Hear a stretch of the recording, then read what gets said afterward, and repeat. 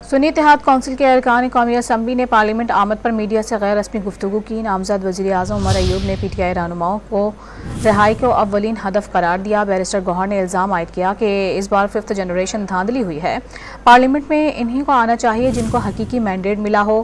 علی محمد خان نے P T I کو 2/3 اکثریت ملنے کا دعویٰ کر دیا۔ شیر افضل مروت نے عزم ظاہر کیا کہ اگلے 5 سال قانون کی حکمرانی اور سماجی انصاف کے لیے کوششیں جاری رہیں گی۔ آپ دیکھیں انشاءاللہ عمران خان صاحب کو باہر لانا، بشرا بی بی کو اور شاہ محمود قریشی صاحب کو اور چودھری پرویز الہی صاحب کو، ہماری خواتین ممبرز کو، ہمارے مرد حضرات کو، ورکرز کو، ساروں کو باہر ہم لوگ لائیں گے۔ یہ سب سے پہلا ٹارگیٹ۔ اس میں تو کوئی دو رائے نہیں ہے کہ اس میں بالکل دھاندلی ہوئی ہے، اور اس مرتبہ طریقہ کار جو اڈاپٹ کیا گیا تھا وہ بالکل ڈفرنٹ تھا۔ ایک نئے قسم کا ایک 5th جنریشن ریگنگ ہوئی ہے۔ اس پارلیمان کے اندر صرف وہ لوگ جائیں جو اپنے آپ کو عوامی نمائندہ کہہ سکتا ہے۔ یہ اس صورت ممکن ہے جب اس کے پاس مینڈیٹ ہو۔ آج سے 22 مہینے پہلے میں نے یہ بات کی تھی کہ 2/3 سے میرا لیڈر آئے گا، اور اللہ کے کرم سے 178 سے 180 سیٹیں ہم جیت چکے ہیں۔